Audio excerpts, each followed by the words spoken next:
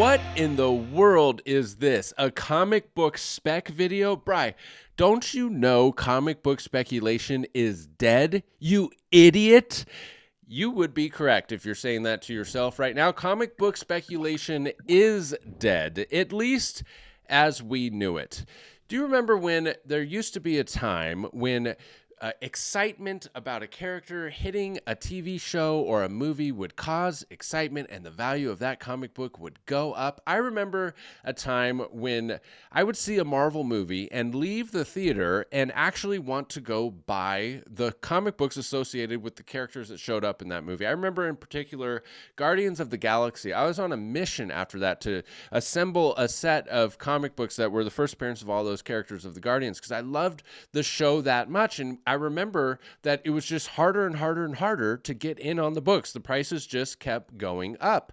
And then we hit COVID and the whole COVID boom and the speculation hype and speculation bubble. It just went absolutely nuts. And the trends have completely flip-flopped. It used to be that speculation would come and the books would still have room to grow and people would buy the books, and then the actual confirmation would come and the values of those books would go up a little bit more. And then the peak time to sell was when that first trailer dropped for said show or said movie featuring that character, and that would be the peak of those prices, and then they would gradually fall off after there. Well, it's completely flip-flopped now to where pretty much the only thing, in my opinion, that spikes the value of books is speculation. Videos like this. So I preface this video to say, do not go out and buy these books. These books will not go up in value. In fact, if it comes true that these specs happen, they will almost certainly go down even farther in value, although you will see right here with some of these picks that there is no farther down to go. They're almost to zero. I also have to apologize. I'm feeling a little bit under the weather this week, so I'm fighting through a cold, so excuse me for that. And before we get too far into the video, check out brycecomics.com. We've got tons of awesome new inventory. First Miles, first Kingpin, a couple copies of Daredevil 1, all kinds of new stuff. There's constantly new stuff coming in and getting added. Some new trade opportunities available over in the big boy section. So if you want to consolidate some of the slabs in your collection for one of these grails, like Teenage Mutant Ninja Turtles #1, all the details can be found over at brycecomics.com. We also have 2 monthly giveaways, one here on the YouTube channel. If you subscribe, comment, and like, you're entered to win these valuable slabs. And if you sign up for the newsletter while you're at brycecomics.com, you're entered to win these 2 valuable slabs this month. All right, so here's the first book on the list. I think they're all going to be repeat offenders, but you got to check out the prices on this and stay tuned to the end of the video where I reflect a little bit about the comic book market right now and prices in general. But Nice House on the Lake #1. This, in my opinion, is one of the best pieces of work from James Tynion. One of them, alongside Something is Killing the Children. And this one is optioned. Take this with a grain of salt. This is an AI overview, and you always hear Siri say that at the end. Check important info for mistakes. So this is just an AI response. I'm not sure if any of this is valid, and it's always changing all the time, but it says A Nice House on the Lake has been optioned for a television show and is being developed for the screen by the same team behind the popular series The Boys. I am a huge fan of The Boys, huge fan of Nice House on the Lake. If those two teams were to combine forces, you could have potential for one of the best television series of the decade. Like, no exaggeration. Like, if all the stars aligned, this could be so freaking good. And if you don't even want to buy the book, buy the graded copies, go buy a trade paperback of this book and read this series, because there's, I believe it was 18 issues, and it's just an absolutely killer series. Tons of options where they could take it with the show, tons of different directions they could go, series, movie, multiple series, multiple seasons, you name it. It really opens up a lot of doors. And the last sale of this book was $35, with the 90-day average being $25. Essentially the cost of grading a book. So essentially the book is free, just pay for the grading. And don't pay anything more than $25 or $30 for this. And a CGC 9.8, because there's plenty of opportunities, as you can see. And that's where a lot of this stuff from this video has come from, is me pricing collections recently and just being shocked at how little you can get these books for today. This is another one that's a repeat offender, but I think there's new fire underneath this book with War of the Realms New Agents of Atlas #1, the first appearance of a new Agents of Atlas, a superhero team of Asian descent, composed of Shang-Chi, Jimmy Woo, Amadeus Cho, Crescent, Io, Luna Snow, Arrow, Silk, Swordmaster, and Wave. And there was a rumor way back in 2023 that Jennie, a member of the Korean K-pop group Blackpink, is rumored to be cast in the role of Luna Snow in an upcoming MCU project. Blackpink, the K-pop band, has had even more success since then. They continue to be super successful, super popular, and K-pop in general, I feel like, is breaking in even further into our culture with a new series on Netflix called K-pop and the Demon Hunters, which has just absolutely exploded. And if Marvel has any possibility to break into the K-pop hype, I mean, they would be stupid not to do it. And I think if they have, the ability to, I think now would be the absolute perfect time to do it. And this book is actually, compared to the other books on the list, performing pretty well at $55. Now, there was a point in time when it was selling for hundreds and hundreds of dollars. So $55, not a bad entry point for this book, although there have been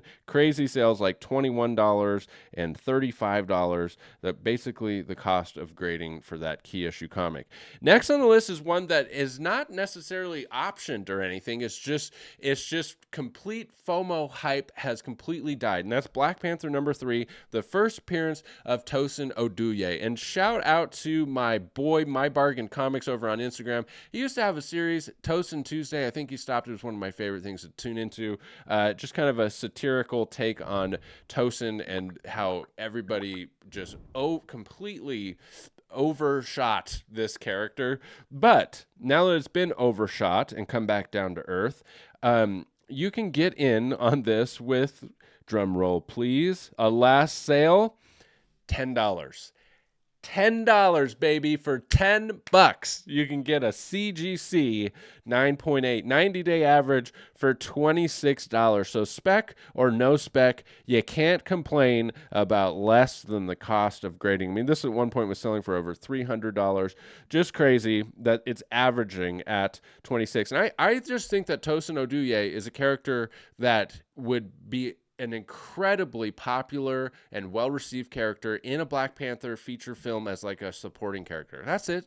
I'm not saying he's going to like headline his own series or anything like that. Just a cool character to see on the screen. And that's one of the things that I like about Spec and why I'm still even doing this video is it's fun for me to own the books of the characters that we're seeing and enjoying on the screen. I mean, you'll see right here, I have my Peacemaker keys. I love owning those books while I'm watching the show. I come back, I look at the books, I go and read the originals on digital copies. So that's why I think it's a cool opportunity to get in on it at such low prices, not because you're going to sell these books and get rich. Next on the list is another one that I think would make a very popular character in the show or movie, Spider-Man #7, the first appearance of Spider-Boy. And you can get in on this book in a CGC 9.8, drum roll please,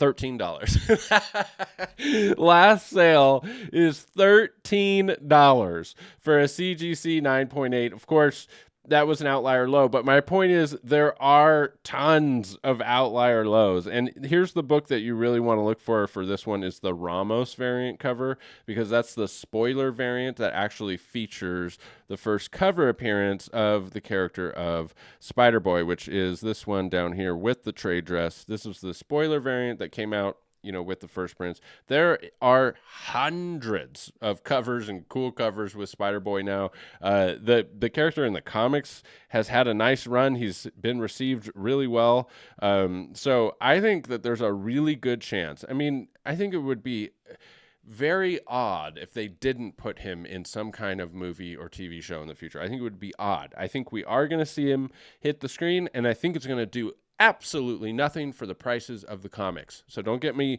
mistaken here to say you should go buy this now because it's going to go up in price. It will not. It will probably come down even more.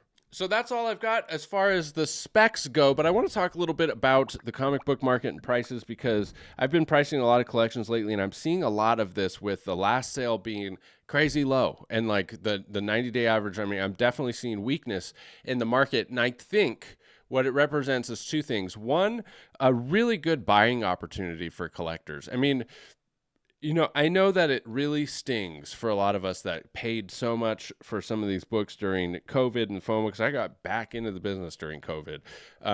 And that's one way to look at it. But another way to phrase it is, hey, look at all the buying opportunities now. Look at all those books that I was priced out of before that I can afford now. I think it's just a really good buying opportunity, a really unique time for collectors to be able to pick up the books they've been priced out of. That's one thing. And two, I think it's also more cyclical than anything this time of year, heading into the holidays. We just came out of New York Comic Con, and tight spending is tightening up. And so I think that that's natural and cyclical around this time of year. And also, we've got so much crazy stuff going on and uncertainty in other markets in the world in general, with gold and silver spiking to these crazy highs, and now it looks like it's pulling back, and stocks and crypto doing all kinds of crazy stuff. So there's just so much uncertainty right now. But one thing is for sure, there are tremendous opportunities in the comic book and collecting market. Thank you for sticking with me through this video as we kind of go through memory lane here on some of these